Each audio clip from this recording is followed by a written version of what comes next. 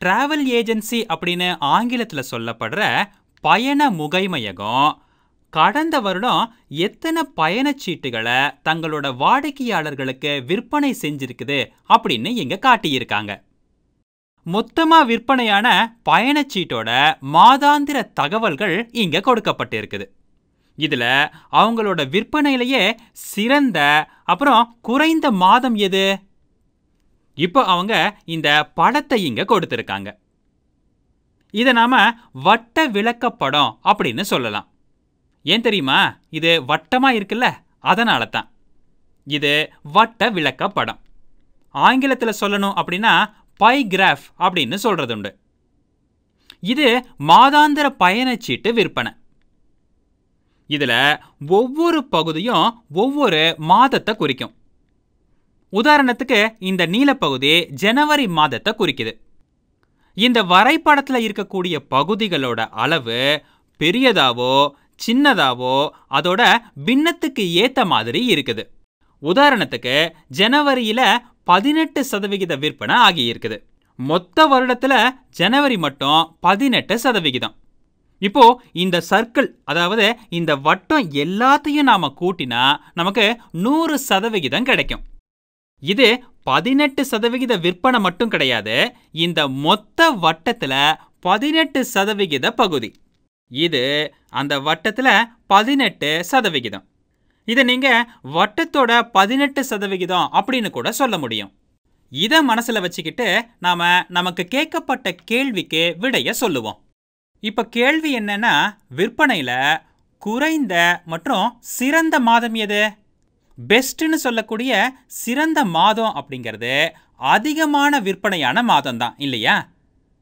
இப்போ எந்த மாதத்துல அதிக சதவிகிதம் விற்பனையாகி இருக்குது? நாம இப்போ ஜனவரியில இருந்து ஆரம்பிப்போம். இந்த வட்ட வரைபடத்தோட ஒரு சிறப்பு என்ன தெரியுமா? நீங்க இந்த எண்களை பார்க்க வேண்டிய அவசியமே கிடையாது.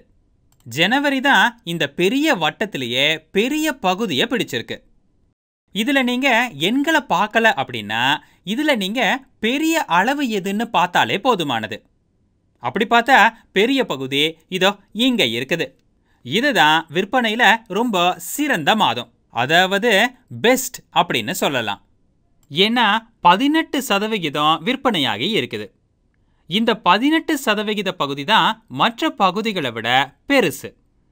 இந்த படத்தை பார்க்கும்போதே இதுதான் பெரிய பகுதியாக இருக்குது.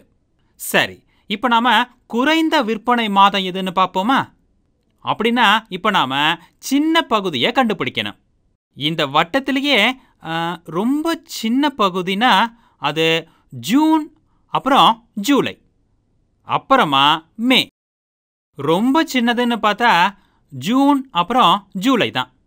இந்த இடத்துல தான் நமக்கு எண்கள் உபயோகப்படும். இதை நீங்க சாதாரணமா பார்க்கும்போது இது எல்லாமே ஒன்று மாதிரி தெரியலாம் இல்லையா? அப்போ இங்க தான் நமக்கு எண்கள் தேவை. இந்த எண்களோட அடிப்படையில் விற்பனையில குறைந்த மாதம் இந்த 2 மாதங்கள்லையும் இல்லையா? அப்போ இந்த 2 மாதங்கள்லையும் 3% மட்டும்தான் விற்பனையாகி இருக்குது. அப்படின்னா ரொம்பவே குறைஞ்ச விற்பனை மாதங்கள் ஜூன் அப்புறம் ஜூலை, அதாவது ஒஸ்ட் அப்படின்னு சொல்றதுண்டு. இந்த இடத்துல ஜூன் மற்றும் ஜூலை தான் ரொம்பவே குறைந்த விற்பனை மாதங்கள். இப்போ பெஸ்ட்னு சொல்லக்கூடிய சிறந்த விற்பனை மாதம் ஜனவரியில தான் இருக்குது. ஜனவரிக்கு அப்புறமா அவங்க எதையுமே கேட்கல.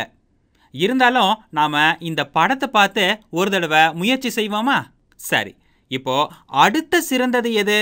டிசம்பரை விட இங்க பாத்தீங்கன்னா நவம்பர் சிறப்பா இருக்குது. ஆனா பொதுவாகவே குளிர்காலங்களில் விற்பனை நல்லாவே இருக்குது. ஒருவேளை குளிர்ல இருந்து தப்பிக்கிறதுக்காக மக்கள் முயற்சி செய்கிறாங்கன்னு நினைக்கிறேன்.